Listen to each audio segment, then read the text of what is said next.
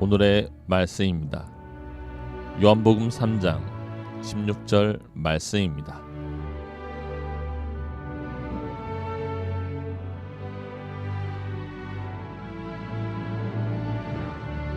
하나님이 세상을 이처럼 사랑하사 독생자를 주셨으니 이는 그를 믿는 자마다 멸망하지 않고 영생을 얻게 하려 하심이라. 예, 감사합니다.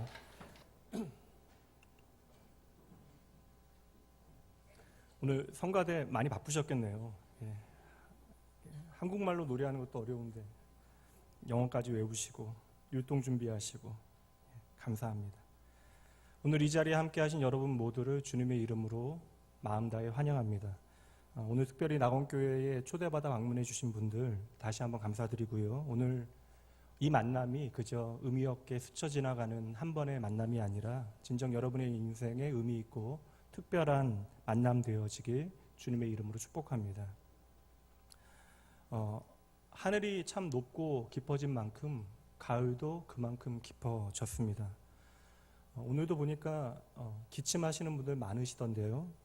워낙 일교차가 심해서 요즘 같은 환절기에는 누구나 건강에 좀 주의해야 한다라고 하는 사실에 대해서 너무나 잘 알고 있음에도 불구하고 나는 괜찮겠지라고 생각하고 조금만 내 몸에 관심을 덜 두게 되어지면 이내 몸은 신호를 보내게 되어지죠.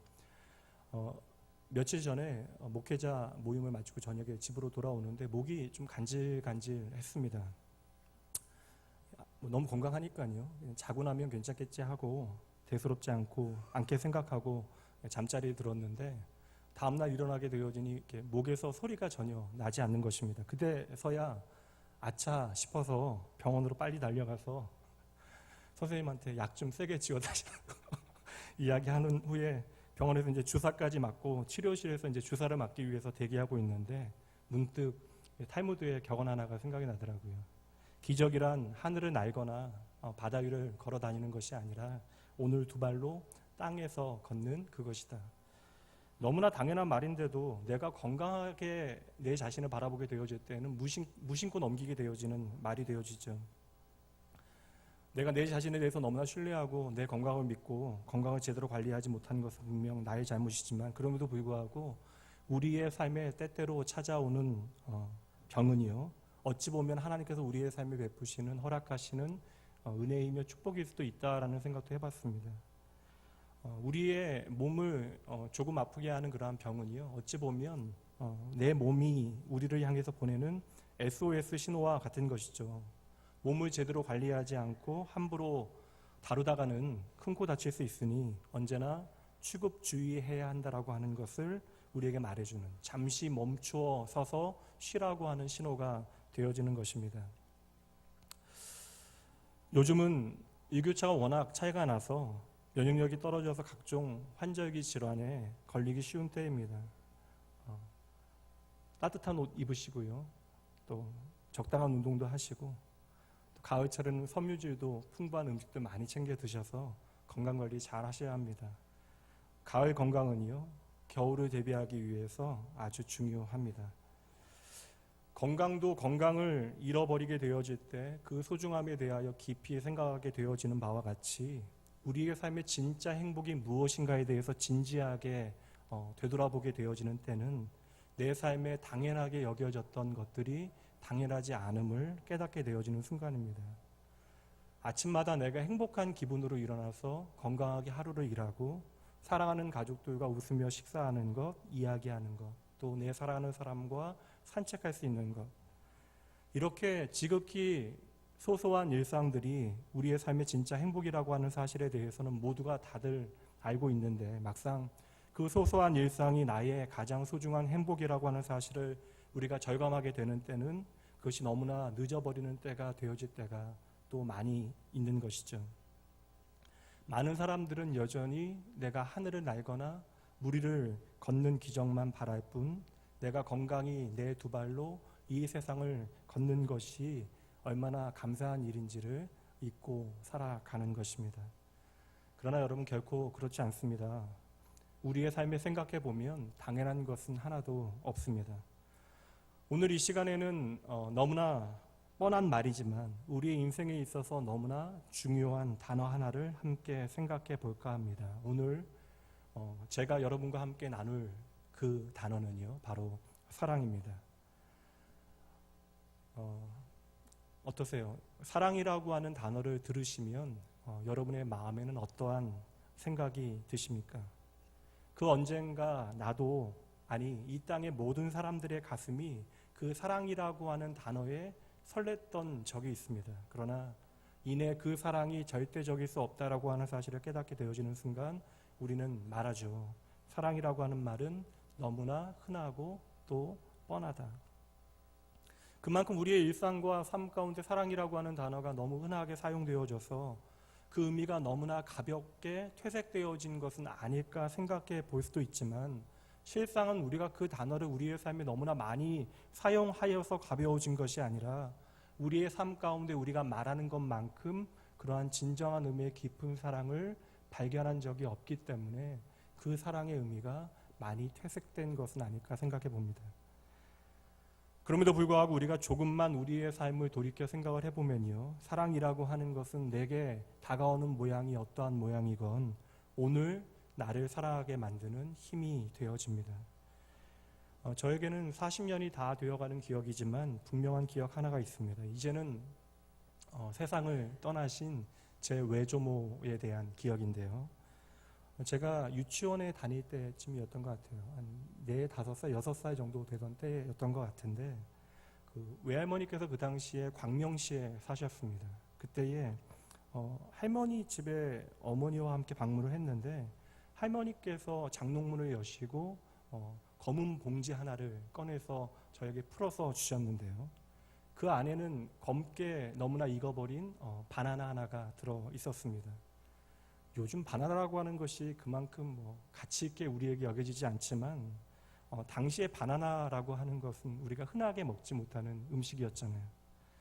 할머니께서는 며칠 있다 올 손주를 위해서 당신도 평생 단 한 번도 먹어보지 못한 바나나 하나를 사다가 다른 사람의 눈과 손에 탈까봐 장롱 깊숙이 비닐에 싸서 넣어 두신 것이죠. 그리고 그 바나나가 제 인생의 첫 번째 바나나였습니다. 그 장롱 속에서 검게 익어가던 바나나는 그냥 바나나 하나가 아니라 손주를 향한 할머니의 진한 사랑이 무엇인지를 보여주는 것이죠. 그래서 저는 지금도 바나나를 참 좋아합니다. 그 바나나는 저에게 그저 흔하디 흔한 바나나 하나가 아닌 것이죠. 저희 교회에도 아기들이 많은데요. 아기가 첫 걸음을 뗀다라고 하는 것은 부모에게 있어서는 기적과도 같은 사건이잖아요. 그러나 부모는 모두가 아이가 이제 기는 것이 아니라 일어서서 첫 걸음을 떼기를 기대하고 있지만, 그러한 기적 같은 일이 벌어지고 나면 엄마 아빠는 그만큼 바빠집니다. 엄마 아빠의 눈과 손과 발이 다 같이 분주해지는 것이죠.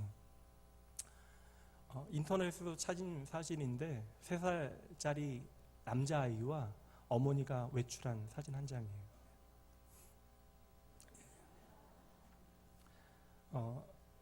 이 나이대의 남자아이들은 그냥 쉽게 얘기하면 하루 강아지 같잖아요. 모두 무섭지 않은. 그래서 엄마는 3살짜리 남자아이에게 끈을 묶어서 자신의 손에 들고 아이와 함께 외출을 합니다. 저는 딸이 하나밖에 없어서요.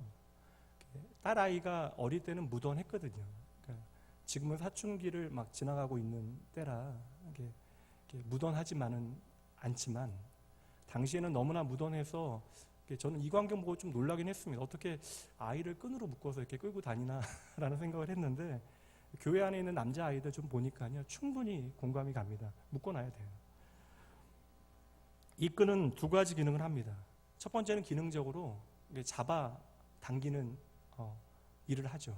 2번째는 알림 기능인데, 이렇게 매 놓음으로써 이 묶여있는 애가 나의 보호를 받아야 하는 나의 아이라고 하는 것을 주변에 있는 사람들에게 알리는 그런 기능이 있습니다.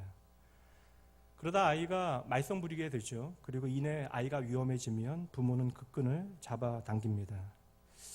그러므로 여러분, 아이에게 이처럼 끈을 묶어 놓는 것은 우리가 강아지를 묶어 놓는 것과는 전혀 다른 특별한 의미를 갖게 되어지죠. 무엇입니까? 이 아이는 아직 제 멋대로입니다. 그래도 이 아이는 나의 아이이기에 내가 반드시 보호해야 합니다라고 하는 것이 이 매어져 있는 끈에 담겨져 있는 의미가 됩니다. 그러므로 우리는 알죠. 이 끈은 아이를 묶어서 속박하기 위한 목적이 아니라 부모가 자기 자신을 아이에게 묶어서 부모 스스로 나에게 주어진 자유를 이 아이를 위하여 포기하는 것입니다. 그리고 그 이유는 단 한 가지, 오직 사랑 때문인 것이죠. 오늘 말씀은요, 하나님께서 나를 사랑하신다라고 말씀해 주시는 중요한 말씀, 어찌 보면 성경 전체의 메시지를 이 짧은 말씀 가운데 녹여내고 있는데요. 이 말씀 다시 한번 제가 읽어드리도록 하죠. 하나님이 세상을 이처럼 사랑하사 독생자를 주셨으니 이는 그를 믿는 자마다 멸망하지 않고 영생을 얻게 하려 하심이라. 성경은 오늘 우리의 삶 가운데 너무나 익숙한 단어인 사랑이라고 하는 단어를 통하여 하나님과 오늘 우리의 관계가 어떠한지를 설명해 주고 있는 거예요. 하나님이 세상을 이처럼 사랑하사 독생자를 주셨으니, 이 말은 방금 전에 우리가 살폈던 사진처럼 하나님께서, 그 창조주 하나님께서 이유는 모르겠지만 저와 여러분을 사랑하시어 당신을 우리에게로 메어 놓으셨다라고 하는 말씀이 되어지는 것입니다. 그럼 여기서 생길 수 있는 중요한 질문은요, 도대체 왜라고 하는 질문인 것이죠. 그리고 하나님께서는 성경 전체를 통하여 하나님 당신을 우리에게로 메어 놓으신 이유를 설명하시는데, 특별히 신명기 말씀 한 절을 통해 살펴보도록 합니다. 신명기 7장 말씀입니다. 여호와께서 너희를 기뻐하시고 너희를 택하심은 너희가 다른 민족보다 수요가 많기 때문이 아니니라. 너희는 오히려 모든 민족 중에 가장 적으니라. 여호와께서 다만 너희를 사랑하심으로 말미암아 너희를 기뻐하신다라고 말씀해 주십니다. 이것이 바로 하나님의 사랑의 이유라는 거예요. 우리가 잘나고 어떠한 특별함 때문에 하나님께서 우리를 사랑하신 것이 아니라, 우리를 사랑하시기로 하나님께서 먼저 작정하시고 그 의지를 가지고 우리를 선택하셨대요. 그리고 그 사랑에 대한 책임도 하나님께서 다 지시겠다라고 말씀해 주시는 것입니다. 이 사랑이 우리의 경험, 우리가 살아가는 우리의 삶의 자리에서는 우리가 경험해 본 적이 없으니, 이 사랑을 받아본 적이 없으니 우리는 이 사랑이 도무지 이해가 가지 않는 것입니다. 생각해 보세요. 이 세상을 창조하시고 손끝에 우주를 놓으실 수 있는 그 창조주 하나님께서 이 세상에 오셨대요. 그것도 두려워 떨고 있는 한 어린 소녀의 태 속에 그 하나님께서 계셨다라는 것입니다. 그리고 그 이유가 바로 사랑 때문이래요. 이 세상의 모든 피조물의 찬양을 받으셔야만 하는 그 하나님께서 베들레헴의 가장 허름한 마구간 구유, 그것도 짐승들의 여물통에 자신의 몸을 누이십니다. 그리고 그 이유는 이 세상 모든 작고 낮은 자들의 친구가 되어 주시겠다라는 당신의 마음을 우리에게 보여주시는 것이죠. 그 숨결 하나로 이 모든 피조 세계를, 이 세상 모든 만물을 운행하시고 섭리하시는 하나님 아버지께서 지금 사람으로 이 세상에 오시어 바닥에 떨어진 톱밥을 쓸어내고 계시는 것입니다. 왜 하늘에 계셔야 하는 그분이 목수의 작업장에 와 계시는 것입니까? 그 답은 단 하나예요. 바로 사랑 때문임을 성경은 우리에게 말씀합니다. 오직 사랑이라고 하는 단어만이 하나님께서 왜 이 세상에 오셔야만 했는가를 우리에게 설명해 주는 것이죠. 그리고 그 사랑이라고 하는 단어만이 왜 그분께서 고난당하시고 죽으셔야만 했는가를 우리에게 설명해 주는 것입니다. 왕이신 하나님께서 자기의 고향에서 쫓겨나세요. 함께했던 제자들의 밀고로 배신당하시고 돈이라면 뭐든지 하는 위선자들로부터 도리어 위선자라고 불리움 당하십니다. 죄인들이 도리어 그 하나님을 향하여 죄인이라고 부르고 있어요. 그럼에도 그 하나님이신 예수님께서는 이 모든 비난과 조롱을 어찌 참아내십니까? 오늘 말씀은 그 답을 우리에게 분명하게 선포해 주고 있습니다. 하나님이 이처럼 세상을 사랑하셨다. 그러므로 사람이 아무리 선한다 한들 하나님의 사랑을 얻을 만한 자격이 그에게 주어지지 못하는 것이죠. 반대로 이야기하면 사람이 아무리 부족하고 악하다 한들 그 악함과 부족함 때문에 하나님의 사랑을 잃어버릴 수 없다라는 것입니다. 다만 우리는 그 사랑을, 하나님의 사랑을 거부하고 저항할 수는 있죠. 그러나 여러분 한번 생각해 보시죠. 사춘기의 자녀들이 부모의 사랑을 전혀 알지 못해서 그 사랑을 거부한다 해도 부모의 사랑이 변함없는 것과 마찬가지로 하나님 아버지의 사랑은 변함이 없는 것입니다. 성경은 이 세상이 왜 그토록 하나님의 사랑을 거부하는지에 대해서 정확하게 설명하고 있는데요. 그 이유가 바로 저와 여러분의 죄 때문입니다. 이 죄는 우리가 생각하는 그저 성문화된 실정법이 말하고 있는 그 어떤 도덕적이고 윤리적인 죄만을 의미하는 것이 아니에요. 이러한 윤리적인 영역의 죄는 현상이고 결과의 한 부분이지 결코 본질이 아닙니다.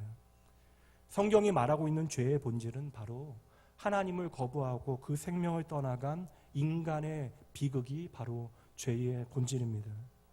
그래서 성경이 말하는 사망은요, 바로 죄의 값이 되어지는 것이죠. 결국 하나님을 스스로 떠난 죄가 이 세상에 그 생명 없음, 절망, 멸망, 죽음을 던져 놓은 것입니다. 그리고 이 땅의 모든 마지막이 되어지는 죽음이라고 하는 절망적인 문제는 하나님 없이 살아간 삶에 대한 영원한 심판이 되어지는 것이죠. 죄에 대한 이야기만 안 해도 교회에 나오겠다라고 하시는 분들이 생각보다는 많이 있습니다. 그만큼 죄라고 하는 것은 내가 기독교의 진리를 받아들이는 데 있어서 더불어 교회에 나오는 데 있어서 큰 걸림돌이 되어져요. 그래서 많은 사람들이 이 죄라고 하는 것을 나의 문제로 받아들이지 못하고 외면하며 살아갑니다. 신기할 정도로 이 세상은 죄의 문제에 대하여 침묵하며 살아가는데요. 한번 생각해 보시죠, 여러분. 세상이 발전하고 있다라고 이야기합니다. 인간의 이성과 합리와 그리고 교육과 문화와 문명이 인간의 삶을 보다 인간답게 만들 수 있다라고 믿었건만 지난 세기를 살아오면서 그것에 전 인류가 절망하게 되어졌잖아요. 거기에 소망이 있는 것처럼 오늘도 우리는 이야기하지만 우리의 마음 깊은 곳에는 여기에도 답이 없다라고 하는 사실을 본질적으로 깨달아 알고 있습니다. 그럼에도 불구하고 이 세상은 인간이 죄인이라고 하는 성경의 가르침을 오늘도 비웃고 있는 것입니다. 그러나 잠시만 여러분, 지나간 역사의 흔적과 오늘 우리의 삶을 한번 돌아보시죠. 역사는 하나님을 떠나 스스로 주인 되어진 인간의 죄의 결과가 무엇인지를 우리에게 정확하게 보여주고 있습니다. 지난 세기에 2번의 세계 전쟁과 수많은 내전으로 인한 집단 학살이 벌어졌어요. 그리고 한 세기 동안에 그러한 집단 학살과 전쟁으로 인하여 2억 명이 넘는 사람들이 생명을 잃게 되어집니다. 그것이 너무나 먼 이야기처럼 들려지신다면 오늘 이 시간에도 우리의 주위에서 벌어지고 있는 그 인간들 때문에 벌어지고 있는 그 비극적인 참상들이 무엇인지를 한번 돌아보시죠.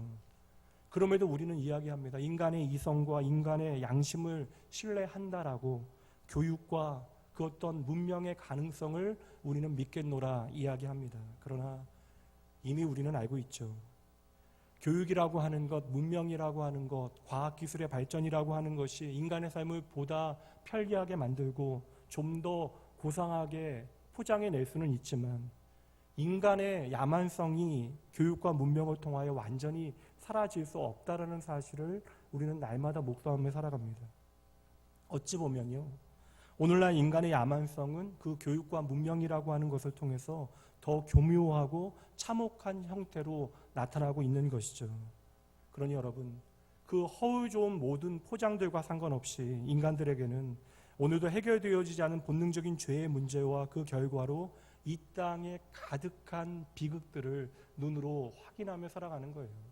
그리고 이 땅의 많은 인생들은 그 비극들 가운데 신음하며 살아갑니다. 성경은 이 땅의 모든 비극, 인생들의 모든 참상의 원인을 정확하게 진단하고 있어요. 바로 죄 때문입니다. 그리고 눈에 보이는 모든 현상적인 죄와 참상의 근거에는 하나님과의 단절, 그 관계의 끊어짐이 놓여져 있는 것이죠. 너무나 단순한 비유이긴 하지만 한번 생각해 보실까요? 고등학교 때 부모와 심히 말다툼을 하고 내 부모는 나를 이해하지 못한다라고 소리치고 집을 나간 다음에 20년 동안 부모 도움 없이 주유소와 편의점, 신문 배달해 가면서 나쁜 짓 하나 하지 아니하고 성실하게 잘 살아서 성공한 기업가가 되어졌다라고 생각해 봅시다. 그리고 그렇게 자수성가한 그 사람을 향하여 세상의 모든 사람들이 칭찬한다 할지라도 그는 여전히 그 부모 앞에서는 죄인이죠. 다시 말하면 집을 뛰쳐나가 산 20년의 하루하루의 생활 전부가 부모에게는 죄를 지은 삶의 이야기가 되어지는 것입니다. 우리가 하나님을 떠나고 거부하는 것의 진짜 문제는 이것보다 더 중요한 문제가 있어요. 하나님 없는 삶의 결과가 영원한 사망이기 때문에 그러합니다. 그럼에도 나는 문제없다, 나는 상관없다라고 항변하며 살아가는 것이죠. 이것은 마치 오늘 내가 건강하니 내일도 건강할 것이라고 여기는 인간들의 헛된 착각과 마찬가지입니다. 그렇다면 하나님께서는 이제 그만 이 인류를 포기해 버리시고 놓아 버리셔도 되는 거예요. 그러나 놓아야 하는 것이 당연한데도 놓아 보낼 수 없는 것이 사랑입니다. 포기하여야 마땅한데도 결코 포기하지 않는 것이 바로 사랑인 것이죠. 제가 예전에 섬겼던 교회에 은퇴 장로님 한 분이 계셨어요. 아내 되시는 권사님께서 치매로 10년 넘게 참 고생을 많이 하셨는데 이제 장로님께서도 연세가 이제 80이 가까우시고 이제 몸이 노쇠해 가시니 권사님을 의정부에 있는 기독교 이제 치매 노인들을 향한 기독교 복지 센터, 다시 말하면 요양소로 보내드렸습니다. 요양원으로 보내드렸는데 그럼에도 불구하고 80이 넘으신 그 장로님께서는 매일 새벽 예배를 마치시고는 의정부에 있는 요양소로 자신을 알아보지도 못하는 그 권사님을, 자신의 아내를 매일 만나러 가십니다. 전문적으로 돌보는 사람들이 있어서 장로님이 가실 필요가 없음에도 불구하고 당신께서 하시는 말씀이 둘 중 하나가 하나님께 갈 때까지, 다시 말하면 이 세상을 떠날 때까지 그렇게 하겠다라고 이야기하시더라고요. 저는 이것이 내가 사랑하는 대상에게 내 자신을 메어놓는 사랑이라고 생각합니다. 한 남자 집사님께서 하루에 2-3시간도 제대로 잠을 주무시지 못해요.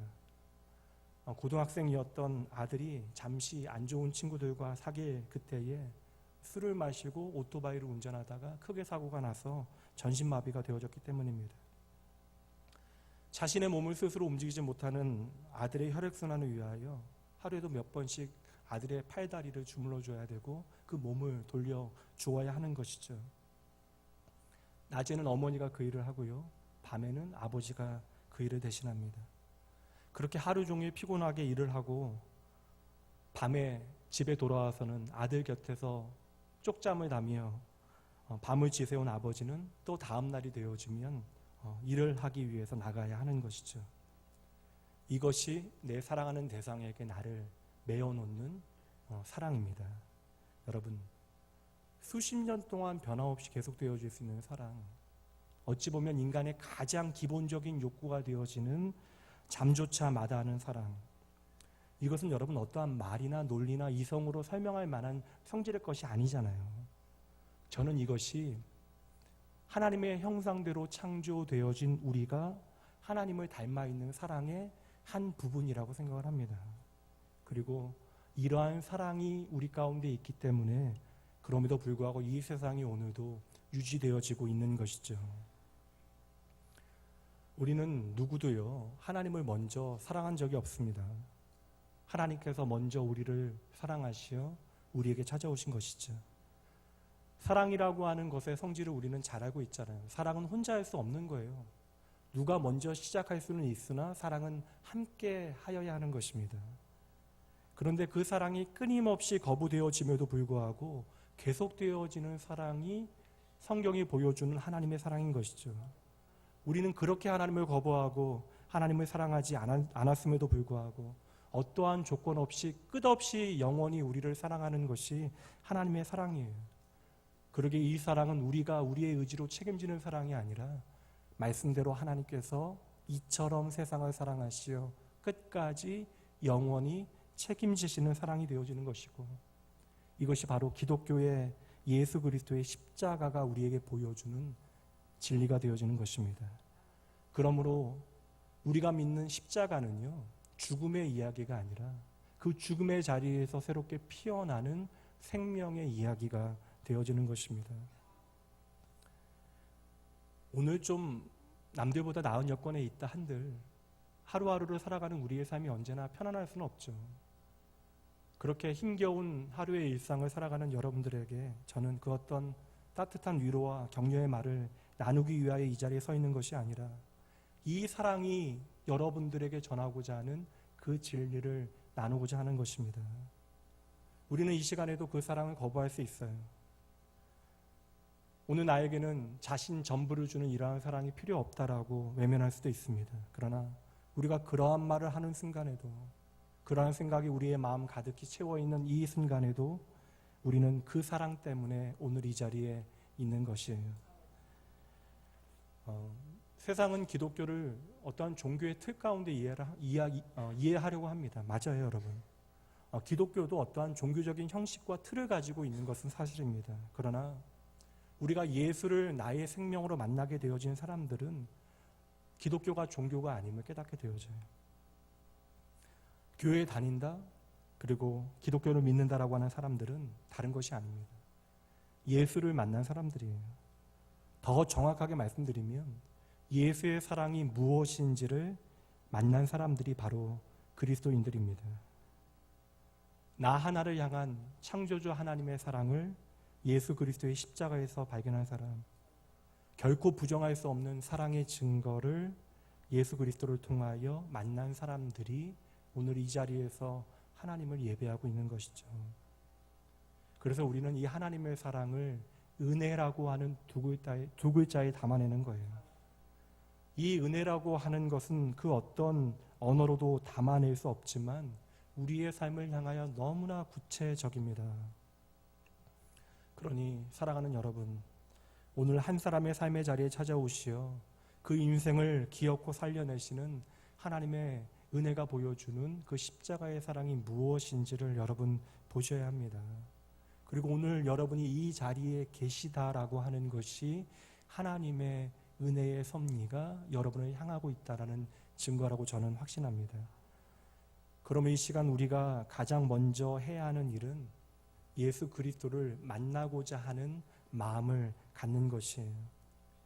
이 자리에도 먼저 예수를 생명으로 만나고 그 사랑 가운데 예수의 사랑에 대한 아름다운 증언을 나눌 수 있는 수많은 증인들이 이 자리에 계십니다. 그럼에도 불구하고 저는 누구나 예외 없이 예수 그리스도를 만날 수 있는 가장 확실한 길을 여러분들에게 소개하고 있는 것입니다.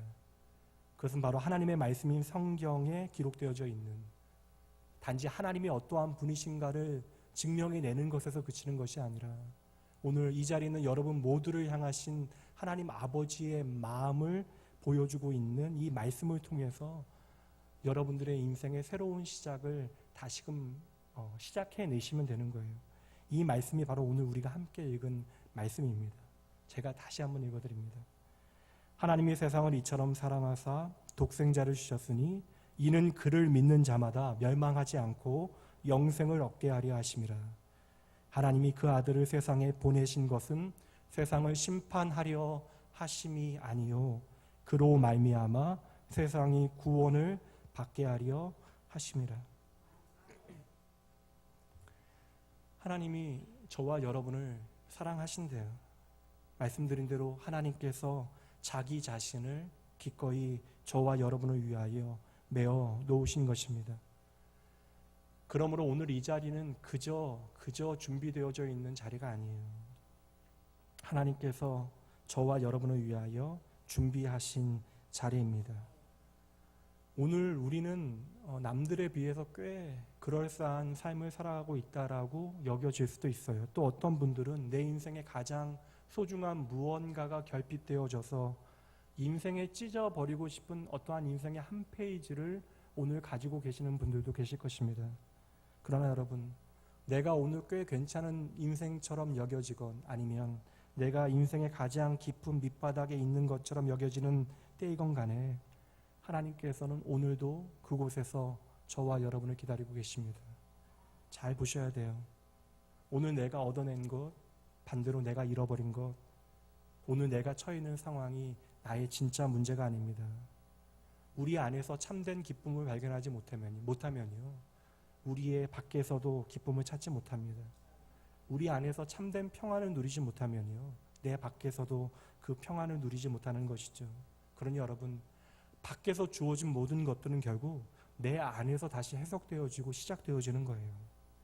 내 안에서 해결되어지지 못한 문제를 가지고 있다면 내 밖에서도 그 어떤 것이 우리의 삶을 해결해 줄 수 없는 것입니다. 그러니 하나님께서는 오늘도 내 안의 본질적인 문제, 하나님을 떠난 이 땅의 모든 비극, 그 영원한 멸망의 문제를 우리 가운데 그토록 해결하기를 원하시는 거예요. 그 모든 그릇된 길에서 우리를 돌이키시기 위하여 그 길 위에서 오늘도 저와 여러분을 기다리고 계시는 것이죠. 그러니 오늘 말씀은 막연한 대상을 향한 하나님의 말씀이 아닙니다.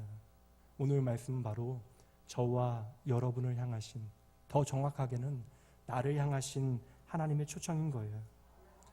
하나님이 세상을 이처럼 사랑하사 독생자를 주셨으니 이는 그를 믿는 자마다.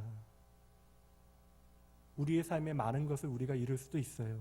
그러나 말씀하신 대로 이는 저를 믿는 자마다, 내가 그를 믿는다면 하나님의 약속에 쓰여진 우리의 자리는 결코 잃어버리지 않게 되어질 것입니다. 동일한 약속의 말씀이 로마서 10장에 있는데요. 이 말씀 한번 함께 읽어보도록 할까요? 함께 읽습니다.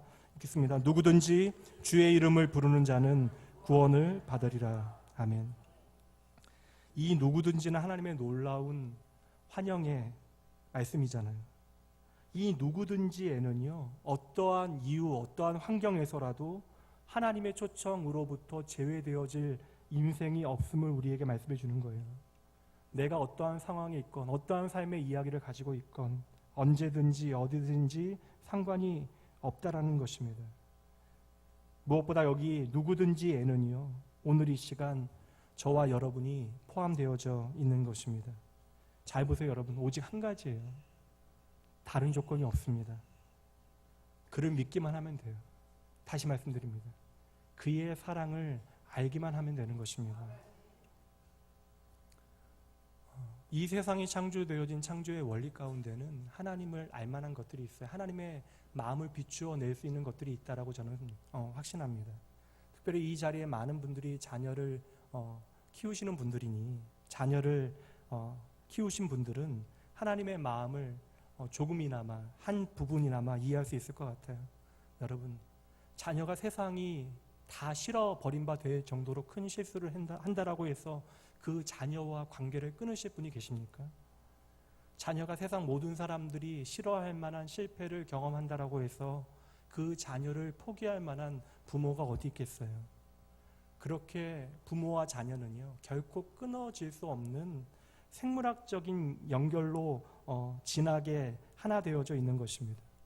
우리는 그것을 DNA라고도 이야기하고, 쉽게 이야기하면 피는 물보다 진하다라고도 이야기하는 것이죠. 보세요, 여러분. 하나님께서 예수님을 통하여 우리에게 열어놓으신 구원의 길이 바로 이것을 우리에게 보여주고 있어요. 요한복음 1장 12절 말씀입니다. 영접하는 자, 곧 그 이름을 믿는 자들에게는 하나님의 자녀가 되는 권세를 주셨습니다. 아멘. 여러분, 단지 우리의 삶에 어떠한 변화를 일으키는 것으로 끝나는 것이 아니에요. 오늘보다 조금 더 나은 삶을 살게 해주겠다라는 것이 아닙니다. 하나님의 약속의 처음 시작은 무엇이에요? 우리의 존재 자체를 바꾸어내는 약속입니다. 내가 너를 사랑하겠다. 내가 너를 영원히 나의 사랑하는 자녀로 사랑하겠다라고 하는 약속의 말씀을 주시는 것입니다. 여러분 번지 점프 아시죠? 저는 해본 적은 없습니다. 좀 한 번 정도 좀 해보고 싶은 마음은 있는데 아직까지 기회가 없었어요. 번지 점프 아시죠? 지 돈 내고 높은 절벽에서 뛰어내리는. 그럼 여러분 그냥 절벽에서 뛰어내리는 거하고 자기 돈 내고 번지 점프에서 뛰어내리는 것에 어떠한 차이가 있습니까? 모르시면 큰일 나는데요. 그 차이는 다시 말하면 절벽에서 뛰어내리는 일은 못하더라도 우리가 용기를 내면 돈을 내고 번지 점프대에서 뛰어내릴 수 있는 그런 일은 어떻게 가능하게 되어져요? 단 한 가지 이유잖아요. 안전장치 때문에 그러한 것입니다. 그러니까 여러분 우리가 내는 돈은요, 그 안전장치, 그 안전에 대한 보장을 위해서 우리가 돈을 지불하는 것입니다. 오늘 말씀은요, 영원한 사망 가운데 우리의 영원한 생명을 보장하시는 예수님께서 그 안전장치로 당신의 생명을 지불하셨다라고 하는 사실을 말씀해주고 있는 거예요. 그러니 여러분 오늘도 저와 여러분의 인생 가운데 유일한 안전벨트는 예수님 뿐인 것이죠. 이러한 의미에서 예수를 믿는다라고 하는 것은 나의 인생의 가장 안전한 안전벨트가 예수님이라고 하는 사실을 발견하는 것입니다. 그렇게 내 인생의 가장 안전한 안전벨트 되시는 예수님께서 오늘도 저와 여러분을 초청하는 거예요. 믿으라는 것입니다. 이 믿으라는 말은 나의 사랑을 네가 알기만 하면 된다라는 것입니다. 그래서 이 사실을 깨달은 사람들은 모두 다 내가 어떠한 삶을 살아가건 간에 동일한 고백을 하는 것이죠. 사도행전 4장 12절 말씀이요, 다른 이로서는 구원을 받을 수 없나니 천하 사람 중에 구원을 받을 만한 다른 이름을 우리에게 주신 일이 없음이라 하였더라. 여러분, 이 생명을 위한 이 하나님의 초청이 어떻게 독선이 되어질 수 있고 아집이 되어질 수 있습니까? 오늘도 세상은요, 생명이 이룰 수 있는 길이 참으로 많이 있대요. 그렇다면 여러분, 과연 생명이 이룰 수 있는 길이 세상에 널려 있다라고 하는 말에서 여러분은 어떠한 소망을 발견하시겠습니까? 여러분이 불치병에 걸렸어요. 근데 여러분의 병을 고치려는 주치의가 나만 믿으라고 반드시 치료받고 수술 받으면 나을 수 있다라고 하는 의사를 신뢰하시겠습니까? 아니면 어떻게든 상관없습니다.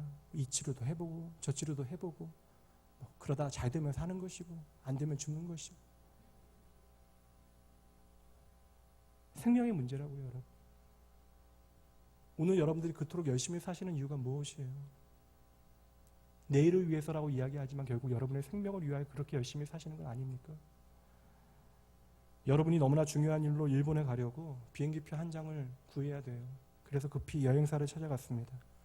그런데 여행사 직원이 여러분을 향해서 이렇게 말해요. 일본에 가는 비행기표는 없고요. 마침 홍콩을 갈 수 있는 비행기에 좋은 자리가 있는데 거저 드리겠습니다.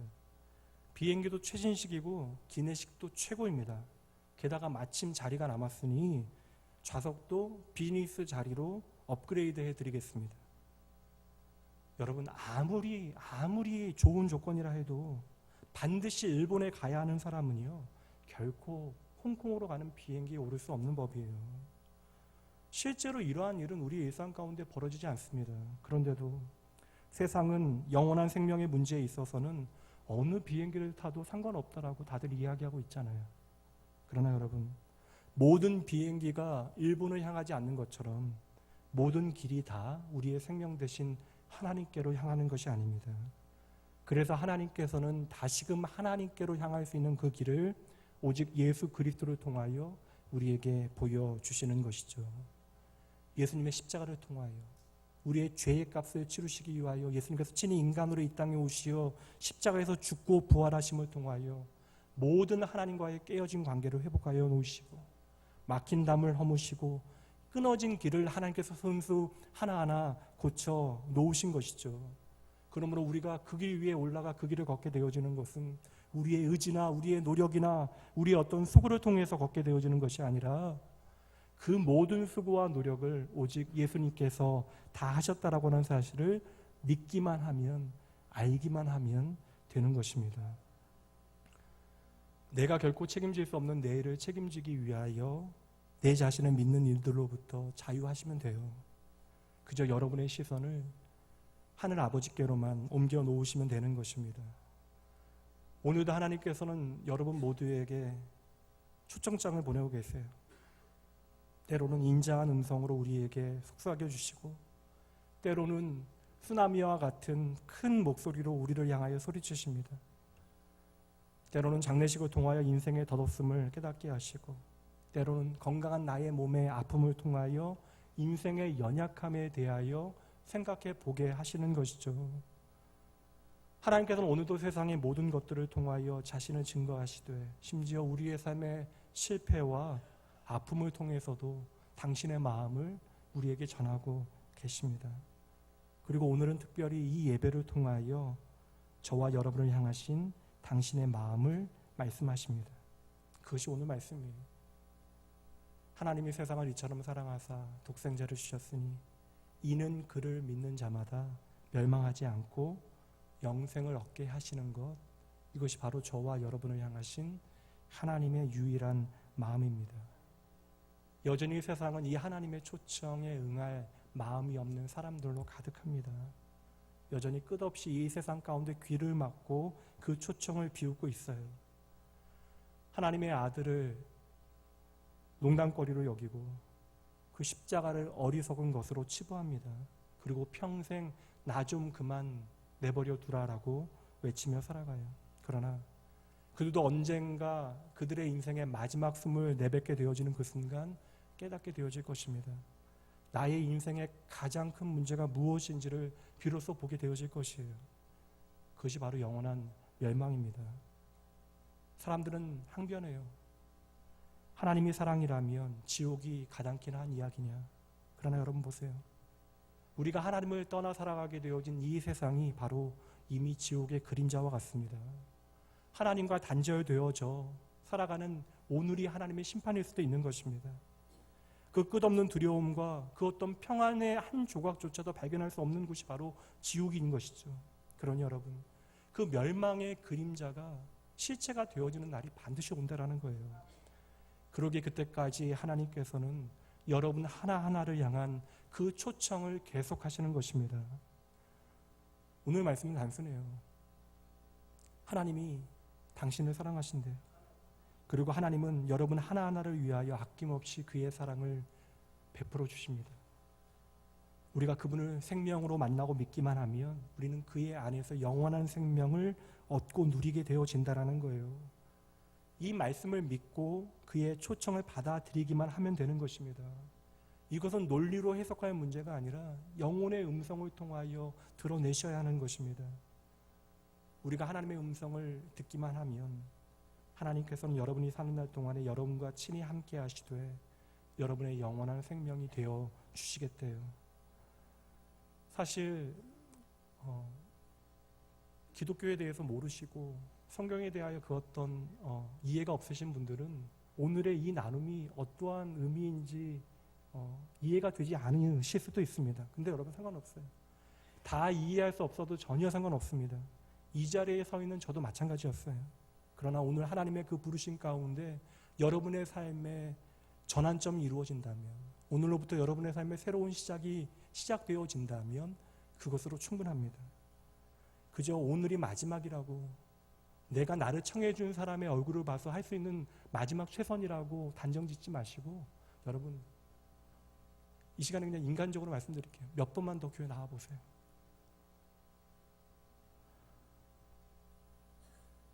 오늘 우리에게 말씀하시는 이 하나님의 사랑은요, 바로 여러분의 진짜 가치가 무엇인지를 우리에게 보여주는 말씀입니다. 오늘 나를 살리시는 그 사랑은 곧 내가요, 하나님께 그만한 가치가 있다라는 거예요. 하나님은 그러므로 단 한 번도 여러분을 포기하신 적이 없는 것입니다. 그러니 여러분 더 이상 외면하시면 안 돼요. 여러분의 마음을 조금 여시고요, 여러분의 마음의 모든 담을 허무시는 하나님 아버지의 초청에 응답하셔야 합니다. 예수님을 통하여 하나님께서는요, 세상에 존재하는 모든 것보다 여러분 하나를 더 사랑하심을 보여주시는 거예요.